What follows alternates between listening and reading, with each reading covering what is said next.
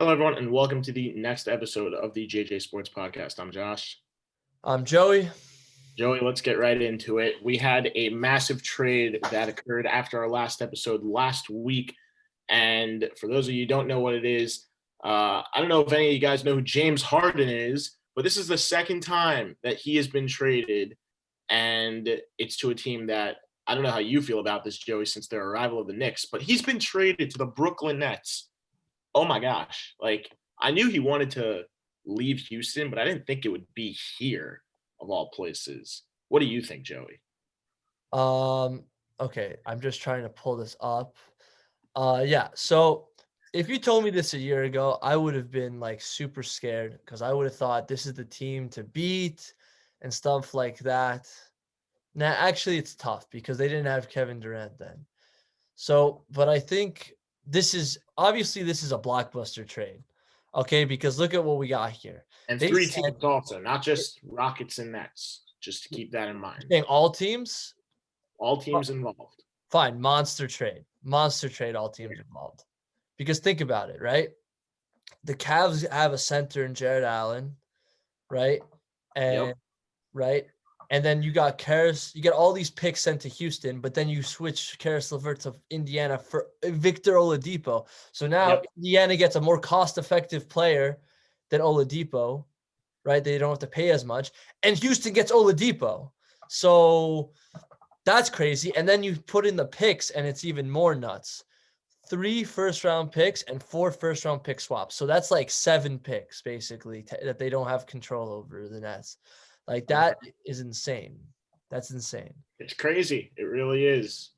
You know, if you would have said something like James Harden goes to the Nets, and in return they might have given him like Karis LeVert, Jared Allen, and like, you know, a pick or two, then I can understand that. But like this whole thing just seemed, oh wow, it's very confusing. Just to say very actually, yeah. Unless you actually see it on paper. Yeah, it reminds me of, as you know, their worst trade in history when they traded for an older Kevin Garnett and Paul Pierce. Yeah, for like multiple first round picks. Now, I will admit there is a slight difference that these players are not as old.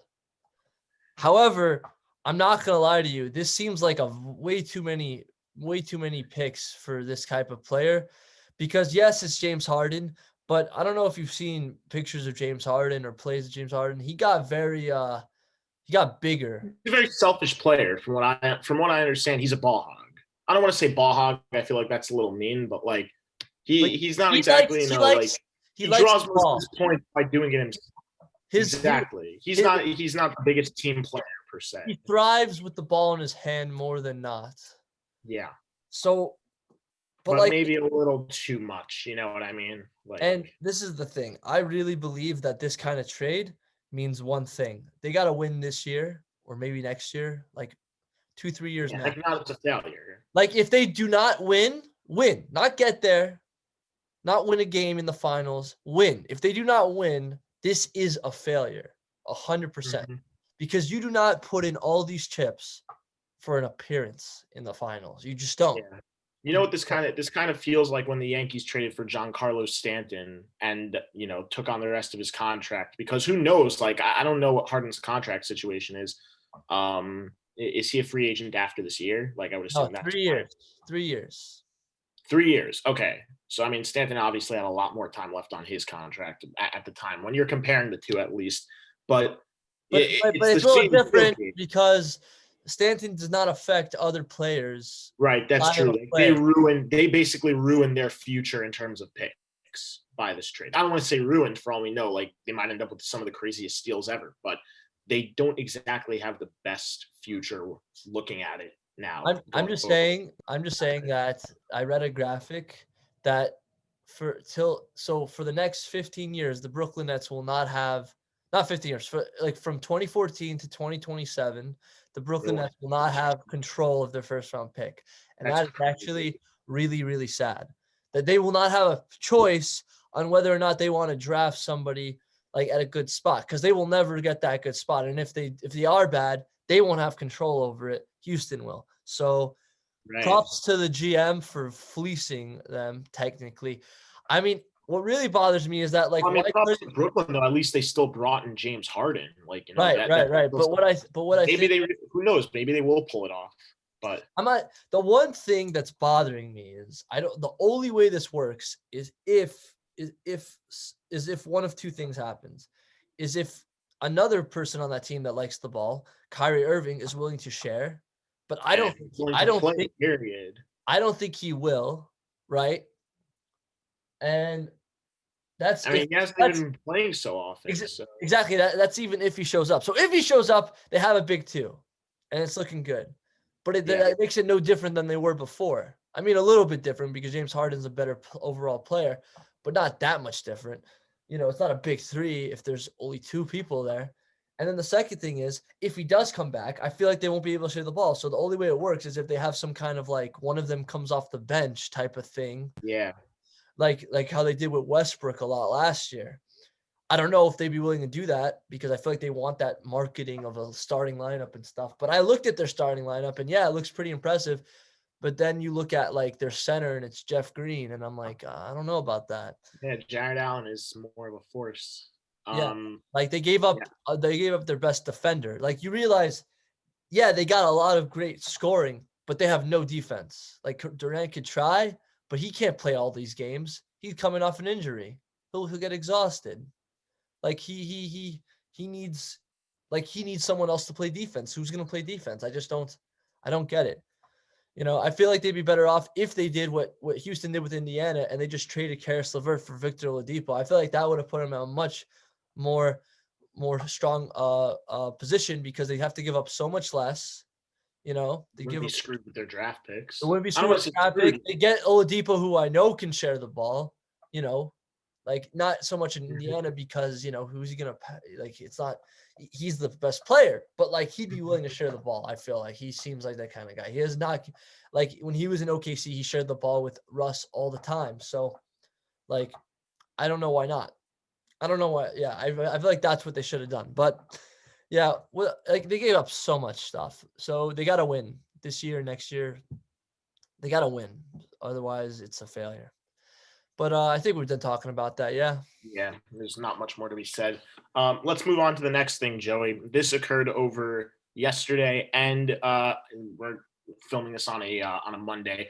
It's currently 4:15, and that means that the Knicks game is over today as well. So let's talk about both yesterday's game and today's game. They were Knicks were victorious in both, but I want to talk about yesterday's first. So there's very few teams like obviously a win's a win, but certain teams like you get a huge kick out of beating, and this is number one. We beat the Boston Celtics. Not only did we beat them, we smoked them. Look at that score. Yep, you're talking 30 points. And are they in first place in the division, or is it back to Philly now? Let's take a look. Yeah, nope. I'm not 100% Milwaukee. No, that's the conference. I mean, unless they're only doing it by conference this year. The Celtics are. It's not the 76ers. The 76ers are 9-5. Celtics are 8-4. They have a better winning percentage. Okay. Maybe they're both 4 games over 500. They're doing it by percentage because yeah. So on that note, then the Celtics. I mean, either way, it's the same differential between wins and losses for them. They're both 4 losses. It's just that the Celtics have played less games. Anyway. Right, that's what I'm saying. That's why it's hard to say the standings. Yeah. Okay. So with that being said. We kicked their ass, man. Like, look at this stuff. This is awesome. Look at the point differentials. RJ getting 19, Julius Randle getting 20, and Emmanuel Quickly off the bench getting 17. Who else came off the bench? Obi-Wan Toppin got 12 points coming off the bench, and he looked damn good, if I must say. He looked really good. Also, if you notice, a lot more people played last night, and I'm sure, today too. I haven't checked, but like, it feels good. We have a full team again. Maybe that's what we were missing, man. We were playing with and Alec Burks should be coming back soon. Also, don't forget, they say that was mentioned in today's game, but that we'll save that for shortly after we finish this recap. And so let me go to but you don't have anything to say about this game, but we'll talk about today's game. Today's game, we beat the Magic, and it was against a team that, a lot of people, they're one of their players you should have drafted. Look, they're missing a lot. Anthony, They're missing a lot right now, but they almost gave the Knicks a run for their money. I mean, for as shorthanded as they are as a team right now, they're playing without pieces, we know. And the Knicks are not 100% either, but they're a lot closer to being 100% as a team in terms of having everyone fully back and healthy than the Magic are. So, the Magic really stuck with them. I don't know whether to say the Magic stuck with them or whether the Knicks just never really pulled away. And yeah, I guess it's a combination of both, because the Knicks were up by 10, 11 for a good part of the middle of the game, from mid early in the game to like middle late in the game. They had a 14-point lead in the fourth quarter that they blew. Were trailing by one off a ridiculous shot from Terrence Ross with the shot clock pointing down. And Yeah, but then Julius Randle did his classic. yeah, and they came back. They came back to win. They went on a 7-0 run, and the rest is history. I know that they that wasn't the final. They had gone up 87-81 at that point. So the Magic did cut that run, and the Knicks kind of started another run. But I want to point out, and I think that you could agree with this, that this was an ugly win for the Knicks, because their shooting was awful as a team. I know the points don't say that much, because in the end, Julius Randle had a nice game, RJ Barrett had a nice game, even Reggie Bullock. And I really want to give props, because I know a lot of people don't think of Bullock as like a clutch scorer type of player. And he really, only 13 points, 2 assists and 3 rebounds. And he played 30 minutes, which is good, but he hit some really big free throws down the line, because when the Knicks were only up 3 or 4 in the last minute or so of the game, you really didn't know if the Magic were going to come back and make it a game, or make it more of a game than it already was, only being down 1 bucket or 2, because of the way teams were shooting. And they had started to knock down shots in that fourth quarter, from about midway through the fourth quarter. Like, they really weren't that bad shooting as a team. And, I just want to point out also, like, I know it didn't really go so well, but there were some calls that the Knicks got away with. There was a big play where Nikola Vucevic had taken an elbow to the face from RJ Barrett that they called an and one. Barrett ended up knocking down the free.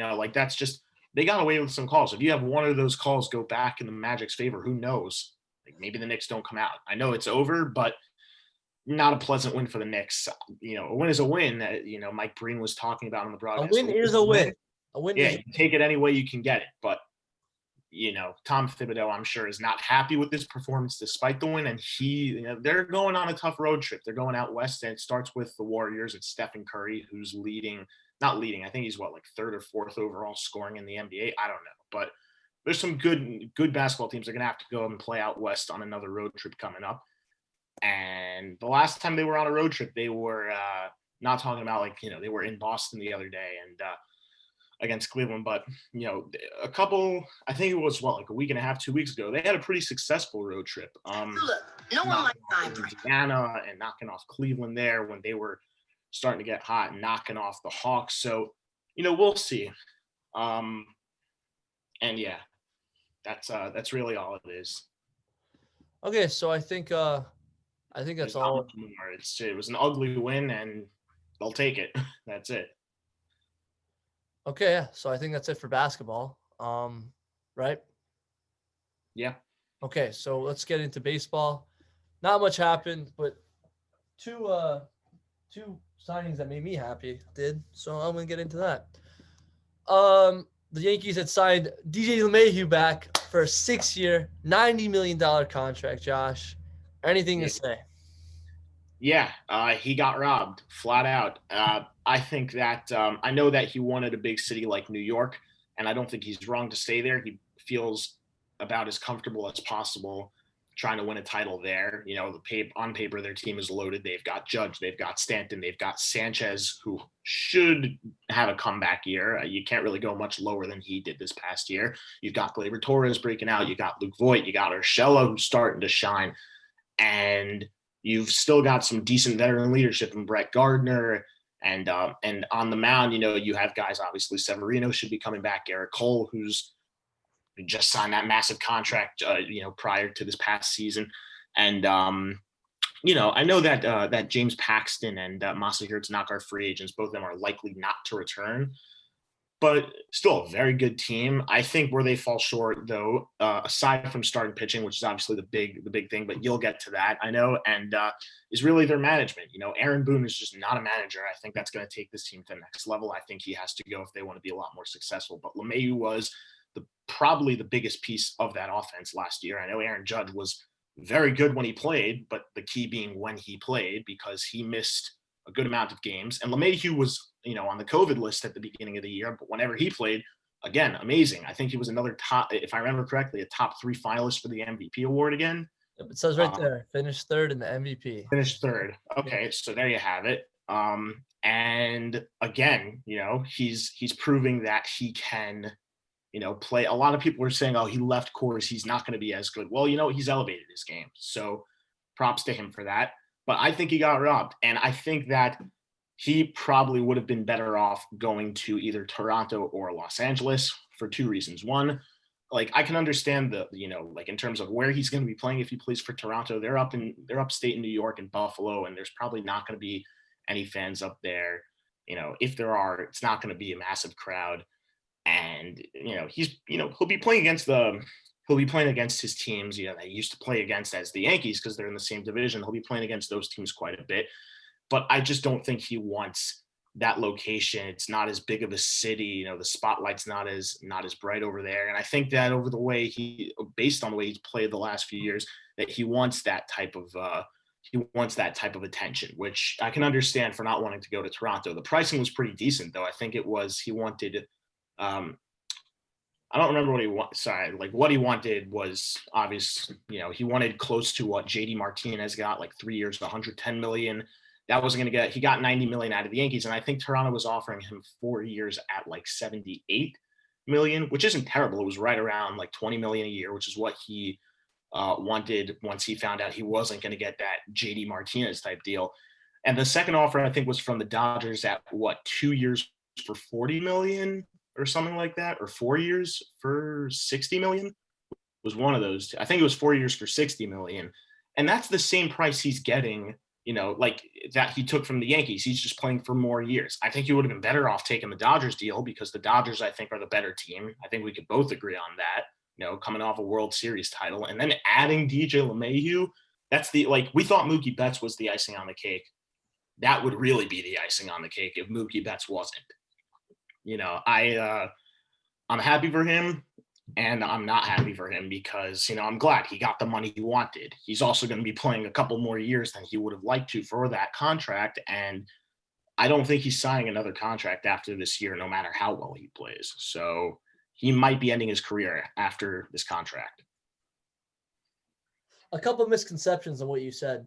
First of all, he did not want the JD Martinez deal. Everyone's got to agree that's a ridiculous deal for a DH. Second, that's ridiculous. Look, that's what he was looking for. That wasn't the deal. The deal he wanted was something like what Josh. Similar. He wanted similar. No, he wanted the Josh Donaldson deal or better. 4 years, 92 million. But it's not that much. It's not that much cheaper. That much more, but it really wasn't about the money exactly for DJ. If you look at what he said, it wasn't the money is the biggest factor. He wanted the years. That's why this deal is so important, because he got 6 years. You were talking about the Toronto deal and the Dodger deal. You could say he had better money, but he didn't want those deals, not because it wasn't enough money. It didn't give him the years. He wanted job security, and he was willing to do it for less AAV as long as he got more years, because he wants to help the team build around to sign more people, which I will get to in a second, but it's looking pretty good so far. But yeah, I love the signing because he was willing to get the years he wanted, a good amount of money, and he wants to stay. So I don't know, I like the deal. Now, the fruits of that deal, or fruits of the labor, as we like to say, is what was the whole point of it? Why did he do this? Why did they convince him? Did they think they could get anybody? Well, they did. And there's 2 types of signings, in my opinion. There's the sure things, and there's the other type that I love, and I think you love it too. It's called low risk, high reward, and they got one in Mr. Corey Kluber, a two-time Cy Young Award winner, one of the best of the decade, man. He is phenomenal. And if he comes even close to what he was, this is going to be amazing.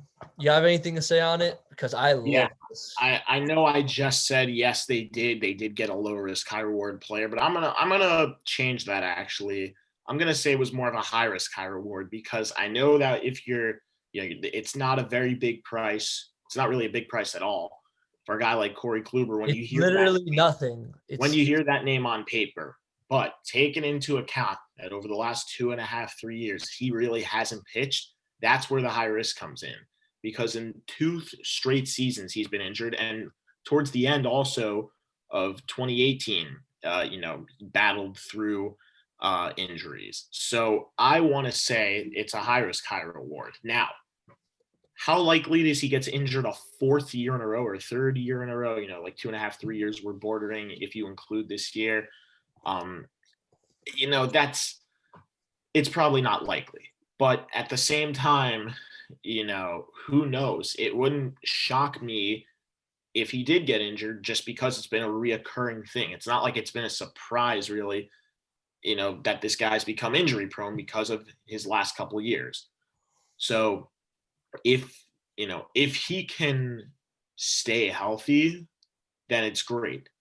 But that's the biggest question mark for me. And that's too big for me, based on his history the last few years, especially, that I would consider him a low risk type of player. I understand you're saying it's a low risk, high reward because we know what this guy's potential is. And, he's brought it. It's not like he's really missed it when he has been pitching. But then again, he hasn't been pitching so much the last couple of years. So that's my reasoning. I don't know, man. I feel it's very low risk, not just because of the potential, but because of the contract. The contract is like nothing. If he's not on the field, though, it doesn't matter. I'm happy for the Yankees that they got that price, because that is a steal for, when you hear the name Corey Kluber, yes, that's a steal. But when you also take into account his history and how often he's been on the field and how often he hasn't been on the field, that's why it's a bit of a head scratcher for me.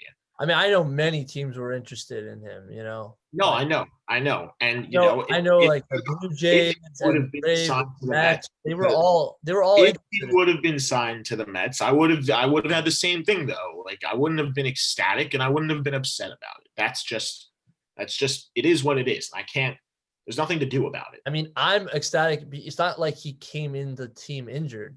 If he came into injured, I'd understand. Also have to take into account he didn't go to the Rangers injured. He, going into his last year in Cleveland, he wasn't injured. Yeah, but I think I can blame a lot of it on like the Rangers more, because I just think they're a poorly mismanaged franchise. In Cleveland, he was mostly healthy the whole time. Like, I don't think it's a him problem. I really think they're just putting too much usage on him all the time, and they're not utilizing his skills as well. That's what I think. I mean, like, that's where his biggest decline was he had nobody around him. Like, I don't. Whatever. I'm hoping for a bounce back season by this man. But anyway, that's all I want to talk about today in baseball, and I would like to move on to football. Are you good with that, Josh? Yeah, I think that I'm good with that. We got some awesome stuff. So you want to do the hirings first, or the recaps / pick'ems? Well, let's get the small stuff out of the way, because we all know what everyone wants to see, and obviously that's recaps and pick'ems for the coming week. But I think that we should get the small news out of the way. All right, I will get the small news out first. So this is hold on a second. I want to. Okay. So let me just pull this up. So this is the only one that's not a head coaching one, but it is a former head coach. Mr. Dan Quinn has been assigned to be the new DC for the Dallas Cowboys. Do you have a reaction to this man who coached the Legion of Boom? I really don't have anything to say about it. I mean, yeah, he was great with Seattle as a defensive coordinator. Those were the last years. They were really a juggernaut in the league when you had Sherman and Cam Chancellor and Walter Thurman. Bobby Wagner was Earl Thomas, younger and still ridiculous. You had Michael Bennett on that team. You had Cliff Averill on that team. They were stacked up and down, to say the least.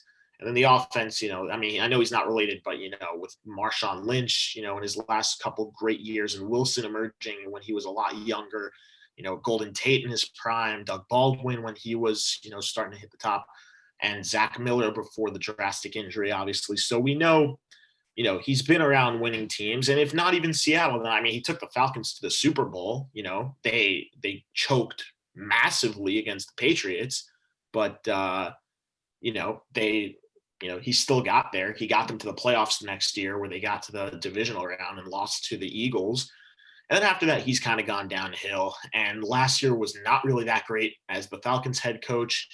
And this year, coming into this year, he's going to be working on a Cowboys team, which I think needs a lot of work. I don't think bringing him in is a bad move, especially as defensive coordinator, which is what he started out as.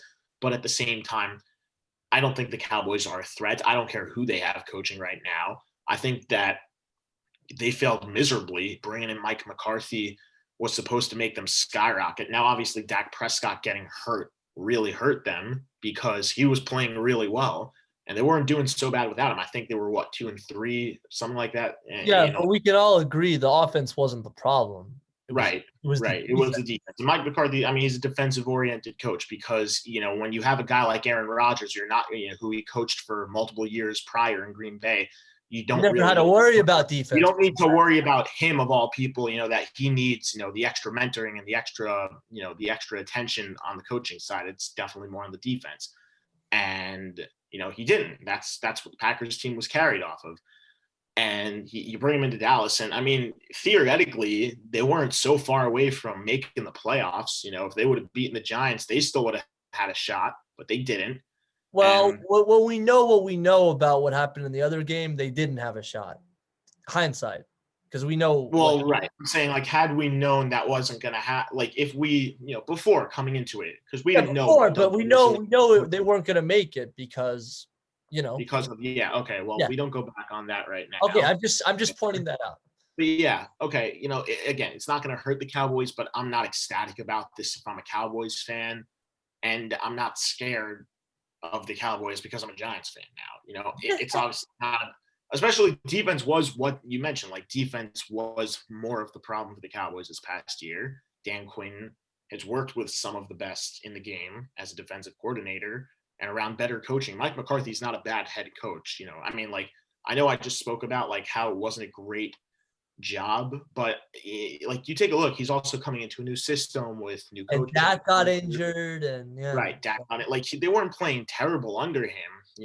Maybe you could say one of those games they really got lucky with against Atlanta. Either way, we're not going back on that. We don't talk about that either. So anyway, there you have it. Okay. And what a coincidence they brought in Dan Quinn in the end. Yeah, but speaking of Atlanta, they actually just got their new head coach, Mr. Arthur Smith, OC of the Titans. Josh, I think you definitely have something to say about this guy. For sure. Yeah, I think it's a good move because their offense is very good. And I think that Tennessee's offense was excellent also. Ryan Tannehill, Corey Davis. Henry is, a top 5 running back in the league, and Todd Gurley is not there anymore now that he's dealing with arthritis. Had he not been dealing with it, I would say if he would have played healthy through all that things, and he's been pretty good. He was pretty good despite battling through arthritis. I know he got limited action, but even with action he played, at one point he was leading the league in touchdowns. And I don't just mean through the first 2 weeks, he had 4 touchdowns because he had 2 games. He had through the first 6 or 7 games, 10 or 11 touchdowns. But they still he was becoming a big red zone threat. Whether they were by accident or not, we know what happened against certain teams for the Falcons. We're not going to talk about that. Yeah, I think that and then again, the offense though was not the problem. True. For this Falcons team. Matty Ice was amazing for them. Calvin Ridley, you saw a breakout year. Julio Jones, despite being injured for a decent amount of time, was still very productive for when he was there. And you saw Todd Gurley do what he did despite battling arthritis. And even Hayden Hurst kind of revived his career. I know he wasn't excellent in Baltimore last year. Maybe that has to do with the fact that they were they were definitely a run-first team. And, maybe not to get him involved in the passing game, especially after they brought in Marquise Brown and, you had Mark Andrews, a big red zone threat. And obviously the depth in Willie Snead and who was that? Was it Boykin last year or was he a rookie? I don't remember. But either way. I don't remember either. But either way, to say that, He was great. And then you also had, like even the backups, like Brian Hill was still pretty good, and Russell Gage was doing well at certain times. The offense isn't the problem with this Falcons team. It's clearly their defense, and I think they have pieces there, but they needed a change of scenery. So I can't go against this move, and I think it'll make their offense better. I mean, he's an offensive-oriented coach after being an OC for some of the best players. I mean, A.J. Brown, Derrick Henry, Ryan Tannehill, Jonnu Smith and who was their other Davis and Ferkser. They put together a good tight end tandem, a solid tight end tandem this past year. Corey Davis was great, as you mentioned. I think it'll definitely elevate their offense, but I still think they need a little bit more help on defense. I'm not saying to fire their defensive coordinator, but if they can maybe go out and bring in a piece or a little more coaching toward. I don't know if coaching is the right move. Well, as you know, some way to mentor. When a coach is hired, he can decide who to pick for his coordinator. So hopefully he gets a good pick. That's number 2. I'm going to do this one before because I'm not sure if you know who this is, but if you do, that's fine. Jacksonville hired Urban Meyer as their coach. Do you know who this is? Yes. He was the former, or I don't know if to say was or is. I'm going to say was the former Clemson coach, and I believe he was the one who is coaching Trevor Lawrence this past year, if I have that correct. Is that true? That is actually inaccurate. And what makes it interesting about what you say is actually very interesting. He's actually the former coach of Ohio State. But in spite of all that, spite of the fact that he knows who Justin Fields is, the second-ranked guy or third, depending on who you ask, he still wants Trevor Lawrence. Yeah. Think about that. And he said without a doubt he's drafting Trevor Lawrence. I don't know where. I knew it was one of those two. I thought though that it was. No, that's Dabo Sweeney. I thought it would have made a little more sense to think, he was the coach, and if they're gonna pick Lawrence, then he was his coach because he wants to work with him in the NFL, help build him up to it a little more. But I guess fine. That also. No, but he wants like you've heard what they say about Trevor Lawrence, like how big prospect is. Like he's like the biggest prospect since Andrew Luck, and we know how great Andrew Luck was, despite all the the problems with his O-line injuries and stuff like that. We all know with a good O-line, he was a fantastic. So that makes it very exciting for someone like Trevor Lawrence, And you would have thought, they're from the same school. Why would he pick him? Because he's actually from Ohio State. So wouldn't he pick the guy that played for Ohio State? But no, he wants Trevor. So, but what do you have to say about this guy? I mean, like we all know Saban was been the GOAT for a while, but this guy is definitely a close second. Him or like Dabo were like the best. Yeah, no, I mean, so this is huge technically, Yeah. Good for him and good for Jacksonville because Doug Marrone had one good year there. That was the year they went 10-6 and to the AFC Championship. Yeah, and I'll give them that. And it's not like they even got their butts kicked in that game. You face Tom Brady late in the fourth quarter. Obviously, Tom Brady does what Tom Brady does. We don't talk about that really that much more because it's all history and it's self-explanatory. But he had a good year. They went into Pittsburgh, and I know Pittsburgh played down to their competition, but I think that Steelers team was still significantly better than some we've seen in the past and even past that whenever they've made the playoffs. And I think that he was looked upon as a much better coach than he actually ended up being. And the last 2 or 3 years haven't been great. They've had some good production from individual players. We know James Robinson just had a monster year. We've seen Keelan Cole shine in big moments. We've seen, DJ Chark was pretty solid. And Leonard Fournette, before he ended up leaving to go to the Buccaneers. But still, it's just not – it really wasn't in their best interest. And now they're probably going to draft Trevor Lawrence to be what they will hope is a franchise-changing quarterback and player, and bringing in a guy who's coached against him now, one of the best coaches of all time in college football, is definitely not a bad move. And he knows also the other, he knows some of the other stars, supposedly like Fields, we mentioned from Ohio State, who's going to be coming into the league as well as his former coach. So I like this move by Jacksonville. I think that they needed a change of scenery, similar to the way the Falcons did. And I don't think it really couldn't have gone much better in terms of a guy they could have gotten on a free agent. I know he's making a transition from college to the NFL, but still. Yeah, that's not a guarantee at all. Yeah. But the upside is huge. Yeah, exactly. So there you have it. Like if he could find the right pieces, in free agency and later on in the draft, good linemen to protect Trevor so we don't have a repeat of what happened with Burrow. Yep. Maybe a stud receiver, a nice corner. I feel like something's gonna change in They Jax. could do something. They could make noise. They could make some noise. We'll have to wait and see. And the last one, which not gonna lie, I'm a little sad as a Giants fan because this is actually on paper. We'll see how it goes, but a good hire. The New York Jets have a new coach, defensive coordinator of one of the greatest defenses last year, Robert Saleh. What do you think about this from the 49ers DC, Robert Saleh? Yeah. He's been around good players, obviously, Sherman, Forrest Buckner. Yeah. And you said Sherman. I don't know if he was the guy that he was the first one you mentioned. I didn't catch the first name. I heard Buckner and I heard someone else. I said Richard Sherman. Yeah. So Sherman, you had Buckner, obviously, Bosa, a lot of names, D Ford, you had, and even like, the secondary, some of those decent players beside for Sherman, you had Jaquiski Tartt, you had, oh my gosh, there are some really obvious names on this. Whatever, I'm not going to get into it. We know that defense was special for them the year that they made it to the Super Bowl and lost, unfortunately, to the Kansas City Chiefs. And I think the Jets need a change of scenery, just like the other three, but I think they need it more than Jacksonville does, despite the fact that Jacksonville had a worse record than the Jets. Jacksonville, I think, played better on the season and they won week 1 against the Colts. Like, think about that. I mean, the only 2 wins the Jets had were against strong teams, obviously both playoff teams, the Rams and the Browns, but still, the Jets got blown out in more than half their games. If I have that stat correct, I think not in the games they lost. And Jacksonville never really got blown out that often. They kept it competitive. Took Minnesota OT. They fought hard. They were kind of like the Panthers to me for the AFC. The Panthers did not have a good record, but they weren't a joke on paper. They played hard, and they, so did the Jaguars. I know that they ended up 1-15, but still. So I like it for the New York Jets because it gives them, you can't go much lower than they really did last season.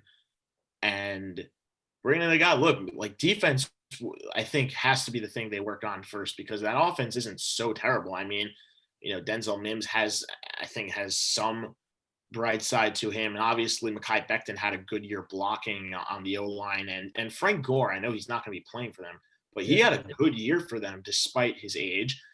I don't know what they're going to do about quarterback next year. I don't think Darnold's going to be there as the starter. I think that they're probably going to go out and draft a quarterback. And who do you think, early prediction, who do you think you're going to take? They'll probably go with Fields if Trevor Lawrence gets taken. But anyway. Okay, interesting. Okay. Yeah. Whatever. I mean, like I said, you can't go much lower than what the Jets did. If anyone can fix a defense, it's this guy. This guy was one. And I know, the Niners weren't great this year, obviously, but defense was not the problem really when you had guys like George Kittle out and Jimmy Garoppolo out and Raheem Mostert out all year, or not all year, but majority of the year. Yeah. So, and you can't rely, I know they say defense wins championships, but you can't strictly rely on your defense only to win. We know that because of what happened to the Giants back in the 2016-17 season when the offense was good. You still had Odell Beckham and Shepard as a rookie, and even you had good production from guys like your tight end Will Tye, who was coming off, and Ruben Randall was not Randall. Sorry, Roger Lewis Jr. They both wore the same number. That's why I was thinking Anyway, but that defense was clearly the bread and butter of that team. You had Olivier Vernon, you had Dean Harrison, you had DRC, you had Landon Collins, and you had that, you had Connor Barwin, also very underrated, very far looked upon. So you had OBJ and Sterling Shepard. That's what people remember. Yeah, no, I'm talking about the defense. That was clearly the defense was amazing. You had Olivier Vernon. That was clearly the strength of the team. It wasn't the question. Norris Jenkins, Dominic Rogers. It wasn't the question. It was second best defense that year. It was so good. Yeah, the defense obviously though was a good start. I think it's, like I said, I think it's more important to address for the Jets than the offense was, because they at least have some promise there. on the offensive side of things. But anyway, I think that sums it up for me at least. I mean, I think they just needed an anti-Adam Gase hiring. Like, this guy is totally the opposite. You know, he's not like super into the offense. He's like a defensive guy that I feel like could really rally the guys, you know, like it's the Jets, but like, I don't know. This might be a good hire. Look, even the Jets have had some good coaching over the past years, despite years of failure and misery. So, I mean, yeah, like this might turn the tide, you know. He's again, just like Jacksonville, they're going to have to address other things besides quarterback in the offseason, whether draft or free agency, in order to really show what they're made of. So we'll have to wait and see again, you know. But look, like I said, there's some promise, you know, Mims, and like I said, I'm not gonna keep dwelling on it, but Mekhi Becton was amazing for them this past year as a rookie. So, you know, get him some help. Obviously, I know, but a left tackle isn't going to change your team's. I know, but look, man, like their running game with Johnson coming in now as a young player, like who knows? He showed some promise at the end of the year. We'll see. Like I said, they're definitely not putting it all together as soon as next season, but you know, in 2, 3, maybe 4 years, they could be making some noise. Well, let me ask you something. I don't know if you know this, but he's one of the only coaches that hired a coordinator already. He hired Matt LaFleur's little brother, Mike LaFleur, as an OC. So, I actually did not know that. Well, it says right here on the bottom of the screen. Fine. So what do you think about that? Packers coach. Yeah, how good that offense is, but we don't know if it's him or Rodgers, you know. But if it is him, is there something to say about his brother maybe getting? Like maybe that you know, I'm sure maybe they would share a lot. McVay, you know. I'm sure they share a lot of the same knowledge. And I'll say, aside from, I know you're thinking, is it just Matt LaFleur? Is it really Aaron Rodgers, the type of season he had? Matt LaFleur's history before Green Bay was he was the OC with the Titans when they started to really become a playoff team, when Derrick Henry started to really take that next leap as one of the elite running backs, and they drafted A.J. Brown, who had a great season, and Corey Davis was having a great year, and even Mariota was playing at an elevated level this year. That was the year they came back against the Chiefs, right? In the playoffs? That crazy. I believe so. It was either that year or the year after. You know, where Marcus is running in the end zone, he tries to throw it. I don't remember. That wasn't his first year, and I'll tell you why. Because the year before he brought in, he was with the Rams offense, and that was the year. Yeah, McVay, right. He was with Sean McVay, and you had Jared Goff, who had a great season. Todd Gurley, who was outstanding. Robert Woods showed promise. Cooper Kupp was a rookie. He was amazing. Tyler Higbee was great for them. He's worked with some of the best, and I don't think that it's all Rodgers. I think LaFleur definitely has a major contribution to that offense right now, especially with the way Rodgers has played. He's 38 years old, and he's in contention for the MVP, and he's probably going to be the one who most likely wins it. So, you know, props to him. And I would have to assume, like I said, that they probably share a lot of the same knowledge. I wouldn't be surprised to see if the Jets offense definitely improves. But you know, we got time to go before a lot of time to go between now and that happens. All right. So let's get into the meat and potatoes of this segment. Let's talk about the 4 games we witnessed yesterday and the day before that. Okay? Which one do you want to talk about first? Go for it. I think that we have to talk about the most shocking one for me, which is definitely the Ravens-Bills one, because as I told you, I thought that game was either going to be straight up defense against defense or one of the biggest shootouts we're ever going to see in playoff history. I said that last week, and boy, oh boy, did I eat my words, because Buffalo absolutely dominated the Ravens in this game. Tucker missed field goals. Like, when was the last time that happened? I got scared. Like, as soon as he missed the field goal, I honestly thought the Ravens were going to lose this game, even though it was only like a 3-0 game still. But I'll say this. He missed like 3, right? What? He missed like 3 field goals, right? I think he missed 2, and I think Bass missed 1 for the Bills, but it didn't matter that much for the Bills because they were already up like 2 touchdowns at the time. So when he missed that, I said this last week, and I said it the week before, and I'll say it again right now. The Bills are riding hot, and I know they have to play Kansas City, and I know I picked Kansas City for it all, as I keep saying, but I seriously think that the Bills might actually be able to go into Kansas City and beat them in a grudge match. I mean, that's the matchup we're going to get. But we didn't get that far yet. And just to readdress this match, Josh Allen, I know that they weren't great for the whole game, but he played when he had to play. I think we can both agree on that. And Lamar Jackson, I've never seen the guy get dropped or pressured as much as he did to, in this game against the Buffalo Bills, whose D-line is not exactly like elite, but they are good enough to go up. Like they're just plain solid. Like they don't wear out, and they might not have, like the Nick Bosa and Joey Bosa and like Damon Harrison, like all those guys, like all those massive names who are guys that are huge threats on the D line, but they get to you. They don't make it easy. And even for Lamar Jackson, who's the fastest quarterback in the NFL, and probably might it debatably shouldn't be playing quarterback because he's that fast. Even he couldn't get away from them with ease. So, the Ravens had a good season. It ended the same way this season as it did last year in the divisional round. And I mean, they were the underdogs in this game. So yeah, I don't think there's really much more to say. Buffalo they did what they do. They played solid football on both sides, on both offense and defense, and they got it done, and they're moving on. Okay. I don't know if you have anything else to say. I just thought like the wind was insane. It really screwed up. Yeah, that did hurt a little bit.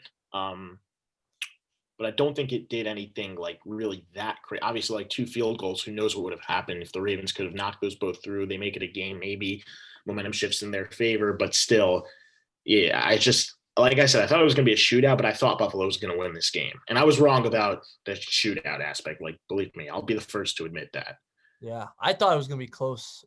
I really did. I thought like because of Tucker, I thought Tucker would have been a difference maker. He would have been set up for a game-winning field goal or something, because the score was tied. But no, that did not happen. No, it did not. But let's talk about another one. Rams-Packers. This game was weird, man. Like, you got Goff playing with, like, one thumb, the whole time. Yeah. And, like, it was just, like, first quarter, it's pretty even. And then once you get to the second quarter, Aaron Rodgers is just dominating. Absolutely destroying them, like, and like the running game was phenomenal. Aaron Jones rushed for like 100 yards, right? Or something like that was crazy, and we all knew about how he was going to try to get to Adams as much as possible, but we knew that it wasn't going to work all the time because of people like Jalen Ramsey. He's going to get on him. So you have to rely on other people. And who are those? That's Robert Big Bob Tunyon, who got 60 yards. Not bad. And Alan Lazard, 96 yards. He put that game away. Alan Lazard, 96 yards, 1 touchdown. That was a crazy touchdown. Yeah. I think he put the game away. That was nice. That was clean. Yeah. I don't know if you're done, but I don't really Yeah, we don't have much to say. Let's get up to the last lopsided one. Yeah. Well, the last thing, I do want to give the Rams, obviously, like, for the way their season ended, I really didn't think they were going to go that far. I do want to give them props. It's not like they really got blown out the entire game by Green Bay. No, the score's not that bad. So tempo, really until like, the second half of the fourth quarter when Rodgers basically put the dagger through the Rams' heart through that 50-plus yard touchdown pass to Alan Lazard is really when the game was, in my opinion, officially gone. That was it. That was the end. Yeah, because like the Rams, despite playing with an injured Jared Goff and even Cam Akers wasn't up to full strength. He was partially battling injury, as he also did against Seattle. But still, like, I was expecting a little more out of the Rams this year. I think really once they lost the Jets was kind of what took the wind out of their sails. Low point. Big low point. Yeah. And look, they made it to the second round still. I thought, like I said, I didn't think that they were – I said I didn't think that they'd beat Seattle, but I thought that they had more of a chance than most people were saying because they didn't beat Seattle using their offense the only time that they beat them in the regular season. And they did beat them with offense in the second game, despite playing half the game with Jared Goff and half the game without him. And anyway, good season for the Rams. And they're still I think they've proven that they're not a one-trick pony like most people thought. They were good, like they were a Super Bowl contender, and they didn't even make the playoffs the next year because they were a good team this year still. No, I mean, as long as you have Sean McVay, you have. Yeah, I think they've definitely revived, their hopes as to where this organization could go in the next couple of years. I mean, once Rodgers leaves, it's basically open season, Yeah. So, yeah, wait your turn, and you might as well. You might. Yeah. Yeah. And then we go to Bucks Saints, which was the score aside, kind of felt pretty lopsided. I just like Drew Brees last Yeah. game. Yeah, like sad stuff. Yeah. And like I don't agree much with Troy Aikman. We both know that we both have our thoughts. But I hope he's right. I hope it's not Drew Brees' last game. I really I wanted him. I don't want to go out like that. I wouldn't want to go like that. I wanted him to win another title, but at the same time, I feel like the Saints deserved to lose this game, and I was rooting for the Bucks to win, and more than just the Bucks to win, though. I was kind of rooting for the Saints to lose, not because of Drew Brees. He was like the lone bright spot on that team that I felt bad for, but they just completely screwed their team. Like when you have the big playmakers like Alvin Kamara and like Michael Thomas and Jared Cook, who's kind of revived his career with the Saints and been excellent. I know he had a major blow putting the ball on the turf against the Bucks yesterday on that crazy fumble. But still, when you have talent like that and you decide not to leave it in their hands and you go to guys like who were good, like Traquan Smith and Taysom Hill and Latavius Murray, that's just you don't deserve to win a game when you decide to leave your biggest guys out of it. Yeah, that's it's not like they weren't playing. Like they were playing. It's not like they weren't playing, but they seem to rely on the secondary guys a lot more than they do. They should be their primary weapons. And I can't get behind that. And I don't think they deserve to win it. I don't want to say I'm happy. Like I said, I really hope Drew Brees did not play his last game of the season yesterday, but they brought this on themselves and they fully deserve to lose it because by not playing I don't want to say by not playing with because they played them, but by not, going to their biggest playmakers a lot more often, like Kamara, like Thomas, like, even Jared Cook at times, and by not attempting to use their strengths and, run the ball with them or get Kamara in the passing game or go deep to Thomas, because we know he runs slants to perfection, but we know he's also a good receiver, and a deep threat still. Yeah, we saw that in his first year or two with the Saints before Brees stopped throwing passes from 20 yards or more. So still, I want to say that because they elected not to go to their biggest guns really for most of the year, that when they were finally forced to because Taysom Hill was out and because Latavius Murray was out this past game against the Bucks, and it was win or go home for both teams, but obviously the Saints needed it more. They've had a lot more failures over the last few years, especially in the playoffs, starting with that crazy loss to Minnesota, the loss by the blown call against the Rams in the NFC Championship game. And then last year, the overtime loss to the Vikings, that they needed it more. And by not keeping those guys, I guess, as fresh, and they were finally forced into it at the last second because their secondary guys were hurt. And they decided to finally start coaching the team the way they probably should have all year. It just didn't work out. You can't do that, I mean, we know the Bucks did it right because they Tom Brady mostly they're getting Fournette and Godwin and Miller. It's crazy to think that they are getting better still, and they're in the playoffs already. I know that they had a little bit of trouble putting away Washington, and especially with the fact that Washington was playing with their third or fourth string quarterback, especially with the guys. I think it was more of a underestimating their opponent type thing. Yeah, I mean, Heineke played well. I know that they still, but whatever. That was the first round. That I know I said I thought the Saints were going to win this game, especially I know it's hard to beat a team. I don't remember if I mentioned this, but it is hard to beat a team 3 times in one season. But at the end of the day, it's no excuse because right. But I would put aside everything if it was for the fact that Drew Brees threw 3 picks. That's insane. Yeah. And Cook put the ball on the turf once. Yeah, so it's just like even more. It was turnovers look. Joe Buck and Troy Aikman said the story of this game really was turnovers. The Bucks converted more than 14. I think it was more than 14 points off of turnovers. I know they had at least 14 because they had 2 picks. They had a pick and a fumble recovery, which they both ended up turning into drives that led to touchdowns. So there's not really much more to say. You got to keep the ball. We saw it with the Giants all year long. If they wouldn't have turned it over, maybe they could have had more than 6 wins on the year. You also saw it with oh man, who was it? The Chargers also. That offense was great, and the defense didn't have they weren't too many holes in the defense when you had guys. You have Joey Bosa and you got Hayward and you had King and Ingram, but still it doesn't change the fact if you can't hang on to the ball. I know those are two minor examples. Both those teams didn't make the playoffs, but it just goes to show you that you can't be turning the ball over and still rely to win it like 3-4 times a game and just expect to win the game. You just can't, especially in the playoffs when you're playing Tom Brady. Yeah. Yeah. It's just like you can't be sloppy against a good team. Yeah. You can't. It doesn't work. You can against bad teams, not against good ones. But yeah. You and should then we have have, to yeah. bad team still. Yeah. And then we have one more game, right? So let's talk about it. Yeah. And this, by the way, this was the best game of the week. Yes. Yeah, by Can I far. also just point out how both sides had the same matchup? You had the 2 playing the 5 and the 1 playing the 6.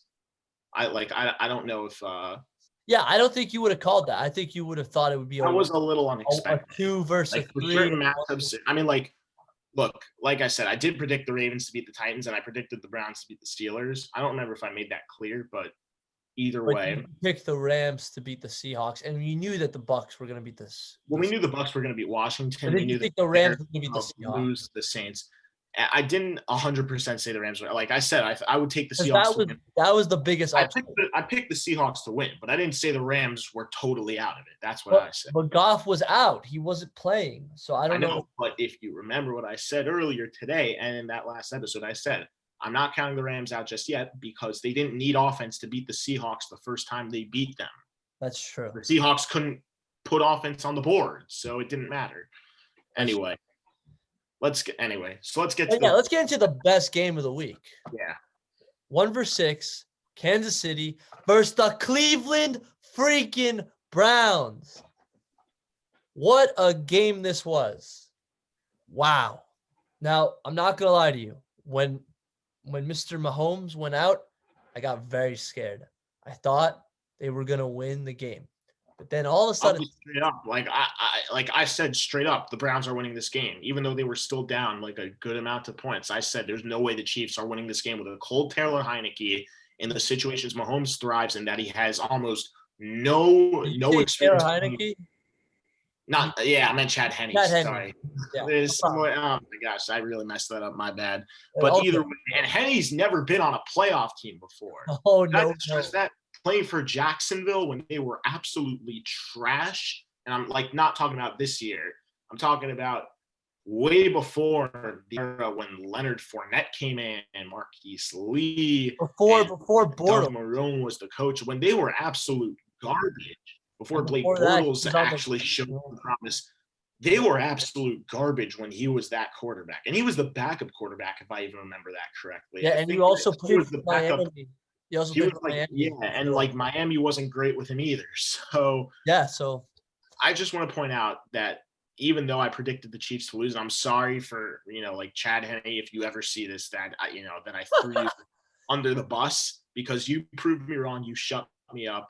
And he played phenomenal. You shut me up. Like, I'll give you credit. I really did not think that the Chiefs were going to pull it off. And then there was this key moment in the game where you thought that the Browns could take back the ball and come back on a 4th and 1. And guess what? Andy Reid don't play scared.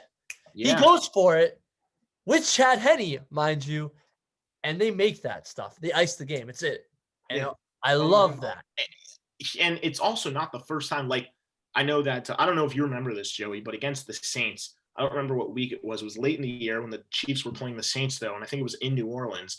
Tony Romo and Jim Nantz were also on that call, and he said, Andy Reid, like, believe it or not, I know that they, like 4th down, or even like not just 4th down, but inside 2 minutes or right around that time, you expect teams to run the ball, burn the clock, make the other team use its timeouts. If they have the 2-minute warning, great, then it's like a last-second stop. And if not, then they're screwed and the game's basically over, unless, like, by some stupid reason the other team decides to throw the ball and they get incomplete pass to stop the clock. That the Chiefs thrive, even though it doesn't make any sense to pass the ball. That's what they do because it works for them, because they're one of the teams that can afford it with when you have a guy who's as mobile and as amazing as Patrick Mahomes, and even Chad Henne is not such an immobile quarterback. Like, he can move pretty well. He's a pretty well-versed player when it comes to throwing on the run and making plays happen with his legs.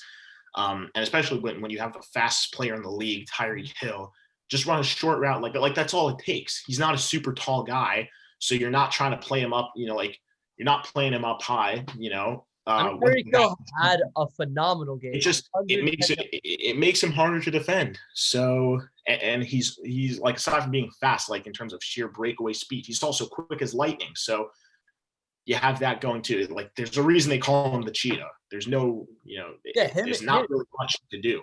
Him and Kelsey, man, they played fantastic.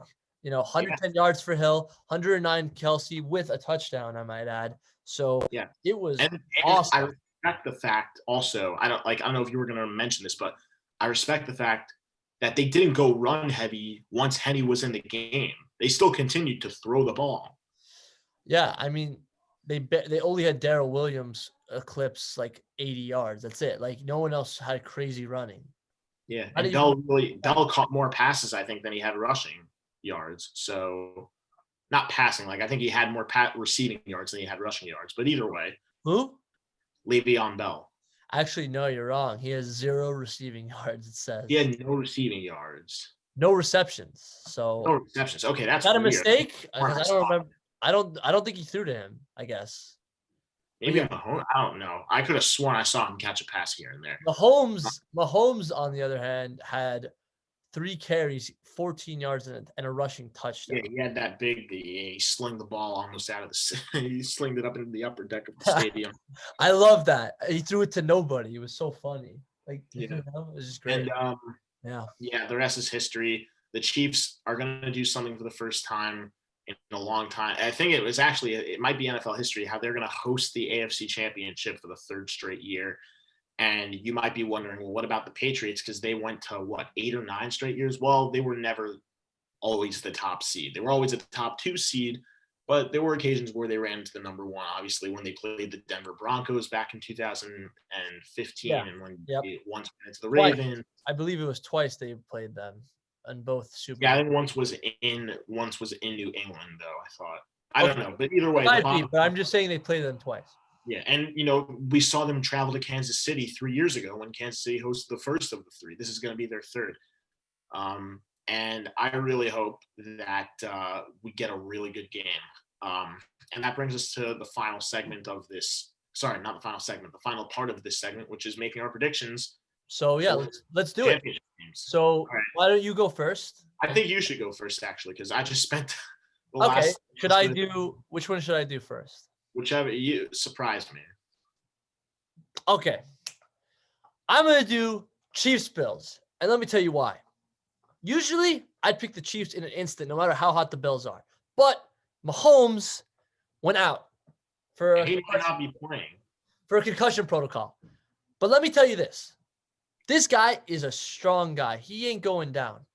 I've heard a lot of reports that he passed most of his tests today. So they're going to put him through protocols. And if he comes back, there's no doubt in my mind he's winning this game. It's not like he tweaked something in his foot or his hand. It's just his head. You know what I mean? I'm not trying to put any light into it. Say it like it's obviously his head. I mean, no. I know what I was saying. What I mean is it's not going to affect his throwing ability. Like, if he can get his head on straight, he'll be fine. It's not like it hurts. You know what I mean? Like, it's just like he can't do anything. I got what you're saying. Yeah. Like, you know what I mean? Because that's a concussions work. You're just useless. But then eventually you hit a point where if you're back to health, you're going to be fine. So if he's fine, they're winning this game. I don't care how hot the Bills are, because I believe in this team. I believe this is the best team in the NFL. I believe it's the best coach team, best offense, and I don't know about best defense, but that defense is not bad, sir. Mr. Matthew, Mr. Jones, Clark, and your boy Sorensen.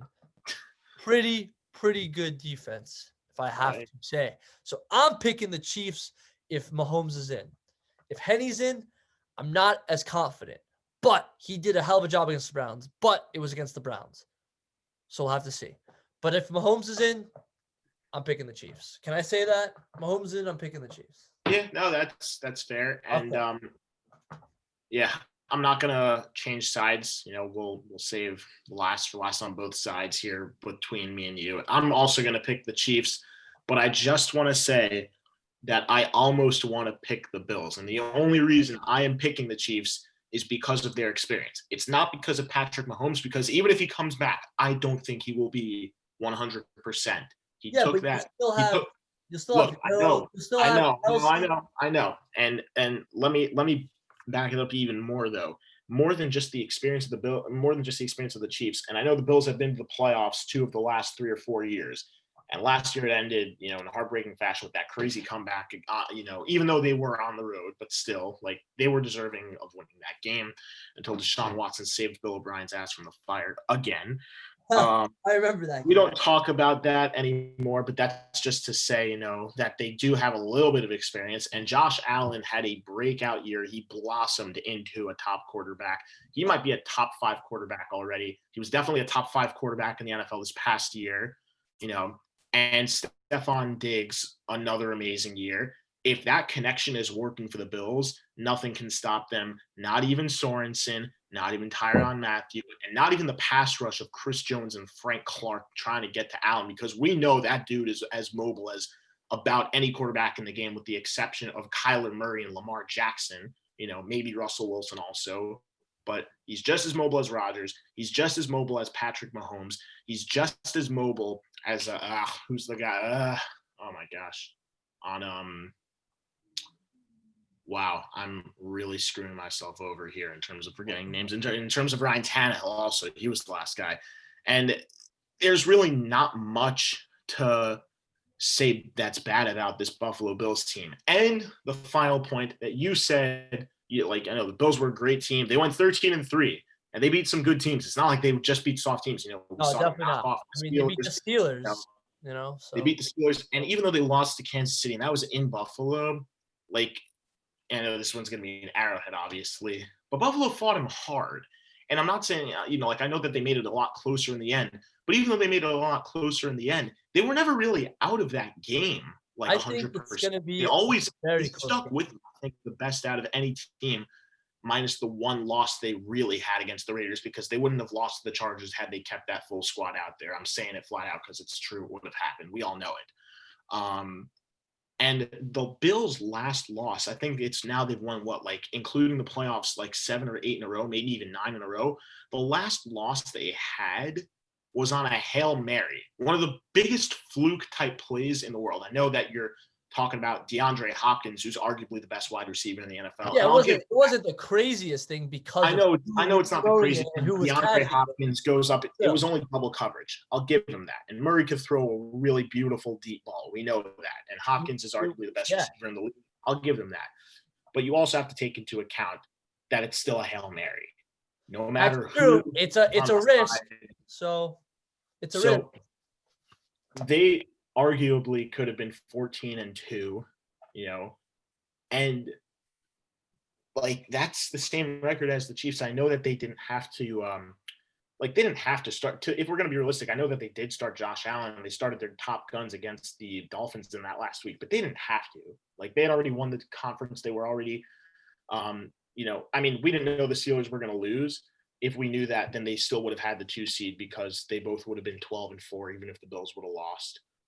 And they had the tiebreaker over the Steelers. But anyway, I want to say, I almost want to pick the Bills. I really almost want to pick the Bills. I hear you, but can I ask you a question? But I have to take the Chiefs just because of not just their experience, but how far they've gone. They haven't missed the AFC Championship game now for the 3rd straight year. So can I ask you something? Against them. And at home. Can I ask you something? Sure. Who do you think has a better defensive line, Miami or Buffalo? I want to say Buffalo. I really do. I'm just saying, because Shaq, what's his name, and Kyle Van Noy, I don't know if you remember, they played Kansas City and they lost, but there's this very memorable play where Mahomes was trying to went backwards 30 yards. Yeah. I know. I feel like I would be more confident with that line than whoever the Buffalo is going to throw at me. I do think the defense is going to put some points up. That secondary is ridiculous, though. Still, the way Micah Hyde has continued to play and even elevated his game since coming over from the Packers is just I know, but I feel like that's going to be. There's not much to complain. I think that they probably have a better defense than Kansas City, but Kansas City's offense is definitely superior to Buffalo. I just think it's more like on the throws is where they're going to get dominant. I don't think they're going to get to him. Like, I don't think their linebackers are going to get to him. I just don't think they're that dominant is what I'm saying. I do think, however, the Chiefs guys, Mr. Clark and Mr. Jones can get there. And we know they did because you remember how hot Tennessee was last year and they got to them, those guys. They were big contributors on the last plays, key plays every game. So yeah, it's true. You can't deny it, and I'm not going to deny it. They ain't no scrubs. So I think it's going to be super, super, super close, but I'm putting the Chiefs. Okay, so now you want to tell me what you think of the NFC? Yeah, I'm not changing my prediction. Okay. I know that they took different roads to get here, but I predicted that if the Packers played the Bucs before I realized reseeing that the Buccaneers would win. It was a matchup they had earlier in the year, and I told you I know it's in Tampa, and I know this one's going to be in Green Bay if it happens, and it does. It's going to be happening now, but I really don't think this one's going to be any different. I think that let me rephrase that. I think the outcome won't be any different. I think it'll be a more hard-fought game by Green Bay because they got blown out of the water the last time they played Tampa. But I don't think that the Buccaneers are going to lose this game. And this is really the ultimate showdown. We've never seen Brady versus Rodgers in a playoff game. Not the Super Bowl when Rodgers, all the way back when Brady was. He had a chance when he played Atlanta. Yeah, when he played Atlanta. If he won that game, he would have played Brady in the Super Bowl. They had a chance, but we've never seen that. We haven't ever seen it anytime except for the regular season. This is the first one, and I just think that. But I want to say the experience, but Rodgers is also a very experienced quarterback. He's won a Super Bowl. He's been deep in the playoffs. This is the second straight year that they're going to be playing in the conference championship, and they're going to be hosting it this year. It's going to be the third time in 4 or 5 years that we dwelled upon, in our last episode or two, that if they make it, and they have made it this far now that we're here, that they're playing in the conference championship for the third time in the last few years. And both other times they were on the road. This year, obviously, while that might lead me to believe that they would have this one in the bag, the Buccaneers might be the hottest team in the NFL. Sorry, not in the NFL, because I think the Bills are, but I think that they might be the hottest team in the NFC right now. I know Green Bay is on a tear, but even they've had trouble putting away some teams, and especially they didn't beat one of the Bucs. Of the 3 losses this team had on the regular season, the Buccaneers were one of them, and they didn't just lose; they got their butts kicked big time.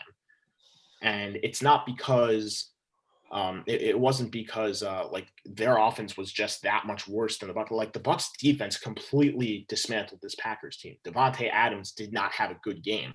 Robert Tonyan, who was about as hot as any tight end could have been in the NFL after having 4 touchdowns in his last 2 games, and aside from that, I think 150, 200 yards on 12 to 15 receptions, really good spread, especially for a receiving tight end, was completely shut down. Rodgers had nowhere to go. I think he threw 2 or 3 picks, and the defense just they were playing they have good pieces. You have Jair Alexander, you've got Darnell Savage, especially in the secondary, and that was before the Bucs added Antonio Brown, who has gotten better over his time. I know that they they weren't so fast to make him one of their primary threats. They only gave him 2 or 3 targets a game, but ever since he's been getting anywhere from 6 to 10 targets a game, he's been making them count.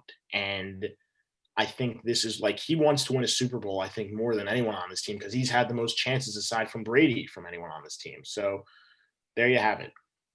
I think the Buccaneers are going to win this game. I think it'll be closer, but I don't think it's coming down to a last second drive type of. I think the Buccaneers are going to be in control by with good pace going toward the end of this game. Okay. I'm going to stick to what I said before, and I'm going to pick the Packers for many reasons. I will start with this one. Josh, who do you think is the best defensive player in the league? Best defensive player in the league?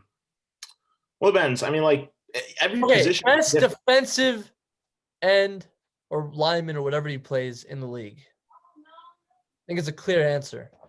I think it's Aaron Donald. I'm not going to lie. Yes. Thank you. And I knew stopped him. I know. And I just want to point out, I thought he was going to give Rodgers so much trouble, but turns out he didn't. So the fact that they could contain Aaron Donald gets my highs up very much. Very much. That's one reason. I have other reasons. Hold on. I'm going to get that. Number two, you talk about how earlier in the season they smoked the Packers. Now, I will remind you, Buccaneers got smoked themselves twice. Do you remember who that was that gave them the smoking? It was who they played yesterday, the New Orleans Saints. Yes, I'm So aware of that. That means that you cannot But entirely you're talking play. 2 games. Packers don't have as much experience over the Bucs as the Bucs had over the Saints, even though they got smoked. But the Saints They lost. went- The Saints beat them both times in the season, right? It's not as hard to beat someone twice, though, as it is to beat someone 3 times, though. You've seen more of them. Okay, then I will give my other point. How do you know that when the Packers played that game, it wasn't just a bad game? Because we know that the Chiefs went. No, that's true.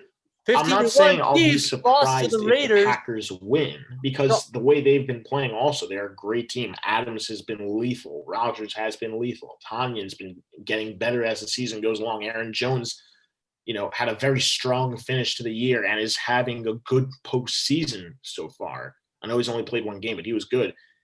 But I just, I'm telling you, though, I think the Bucs will win. I'm just trying to make a point. I understand all of your points. The Chiefs went 15-1, and the one game they lost, they probably should have won, but they lost to an underachieving. Oh, they're 14-2. Yeah, they lost last week, but they didn't start any right. Like, that's right. No, but I'm talking about the real game, the one against the Raiders. The Raiders, they should have won that game. They got out. It's just a bad game.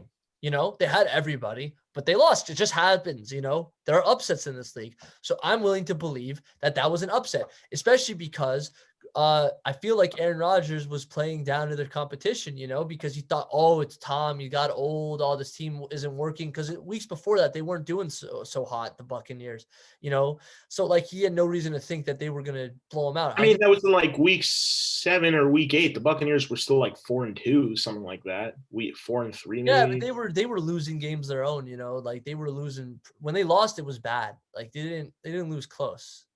I mean, they didn't get blown out by the Saints in the first game, and they didn't get blown out by the Bears when they lost that game. So yeah, but I don't know what you're saying. They lost bad. They were 4-3 or 5-2. When I say I don't mean score, I mean against the competition, because you think the Buccaneers are better than the Saints, especially based on yesterday, and you think for sure the Buccaneers are better than the Bears.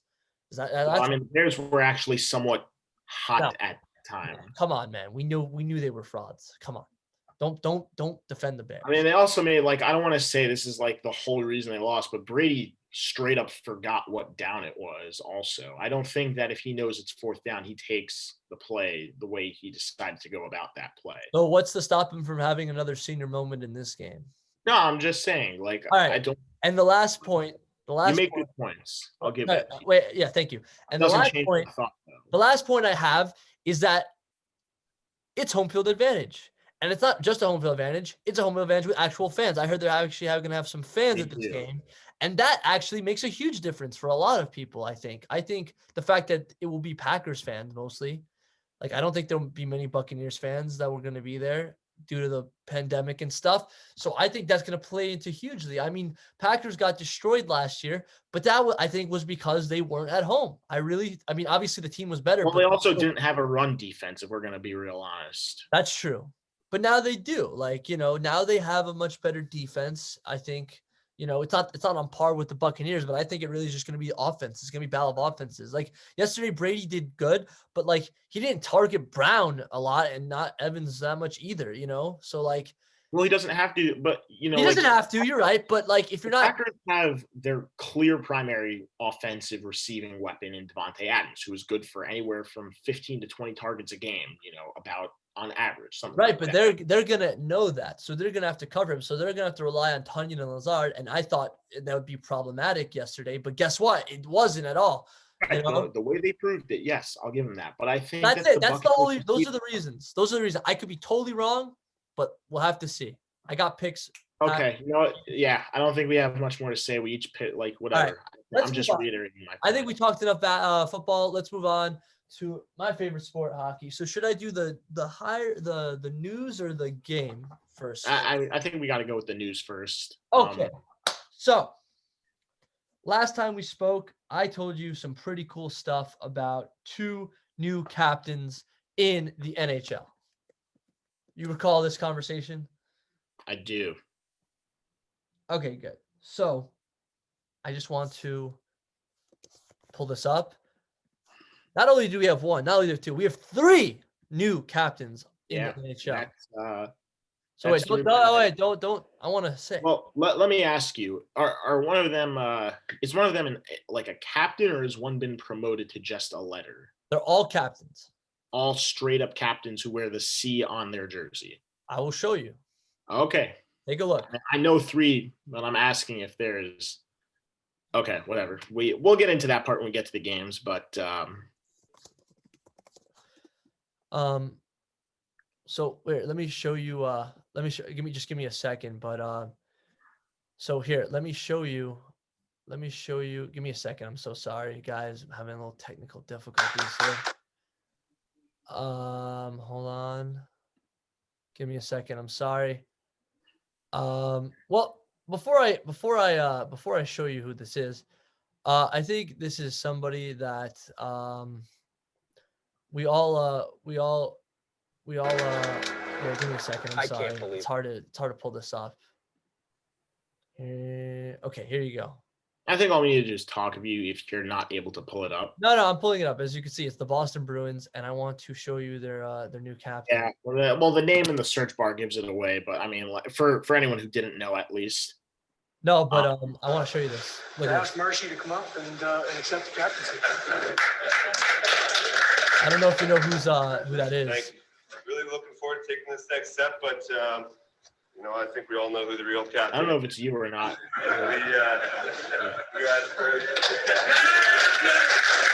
Basically, they did a captain prank. They said it was Brad Marchand, but really it was Patrice Bergeron. Thank God, because I would have been so mad if it wasn't him, and if it was Marchand. That would have been hilarious. Not like, it's Patrice Bergeron. What do you think, man? I thought this should have been done. You're breaking up again. But what? What do you say? What did you say? Nothing. You're back. It was the connection wasn't too great. Okay, what do you think, Josh? I think that they gave it to the right guy who was next in line and deserving of it. And there's really not much to say. Bergeron is not a guy you hate as a person off the ice. He's not a guy you hate as a player on the ice. He leads by example. Even through the years that Boston wasn't too great, back from 2015 to 2017. Like 2017, they made the playoffs, but they really weren't the shell of the team that they are today. But yeah, like even through that, he's still led by example. And even though they weren't a playoff team, they weren't in the basement either. They were like, right outside, maybe like 5 to 10 points out, which isn't too bad. Like, if you're missing the playoffs by that much, there's definitely, like a lot more upside to the fact that you could make it if you get the right coach or the right acquisition or a good change in play style and everything. And he fought through that. And I know Chara was the captain, but I mean, like Chara was getting old. And once he left, I think it was no brainer that Bergeron was going to be the next guy to wear the C if he stayed in Boston. So, and he has. So good for him. I'm happy for him. And while I have to root against the Bruins because now they're in the Rangers division, and either way, they're the only Boston team that I straight up hate. I don't want to say hate, but like, we all know how everyone feels about Boston sports. No, I hate all Boston teams. Like, I have a lot of respect, and I'm a big fan of Bergeron. I'm glad he got the captain out of anyone who was left there. Yeah, I mean, I hate all Boston teams. I respect Bergie and Pasternak on that team. That's really everyone else can go screw themselves, whatever. But yeah, it's you're going down, Bergie. I love you, but your team is going down. You're gonna be fine. That's number one. Number two, also not a surprise. Well, it's not a surprise on who the Josh. You're breaking up again. How about now? Good. Yeah, I think that maybe you should stay off the internet. Like, I think maybe that has something to do with it. Well, we're almost done. So let's just write it out, okay? Can you hear me? Yeah, I can hear you. Okay, so this one, it's not that the player doesn't deserve it. It's just a little bit surprised because of the team. You didn't think they were going to name a captain so soon. It's Detroit. You're breaking up again. I don't think that we should keep doing this, Joey. Hold on. Let me try another Wi-Fi. Give me a second.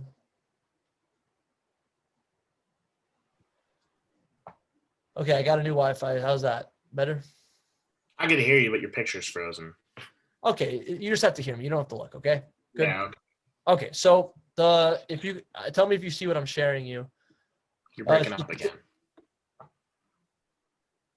Nah, seriously? Hello? Hello? Yeah, Can you hear me? yeah. Okay, so can you see what I'm sharing? Yeah, Dylan Larkin's the next guy. Like this one, I also kind of saw coming once. No, nothing to say Can you about hear it? me? Yeah, I hear you. I think you should cut the internet, Joey. Like it's not working. How am I supposed to talk to you then? Oh, can I try a hotspot? Did those work? It might, but turn that on before you. Yeah, I am. Hold on. Give me a second here. Your picture's lagging and it's like kind of working, but I know I'm trying to do a hotspot. Hold on. Give me a second. Where is it? Yeah, let me try this. Tell me if this is working. Anything working? Hello? I could hear you and I could see your mouse moving, but you're kind of lagging. Whatever. Just tell me what you think about the Joe Larkin while I'm trying to figure this out. Yeah, I like it. I liked Larkin as a player before, and I think that he's still getting better, and he's shown a lot so far.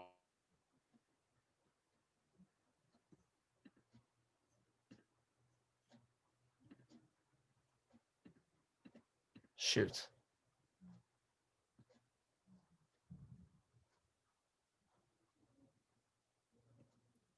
Oh, man.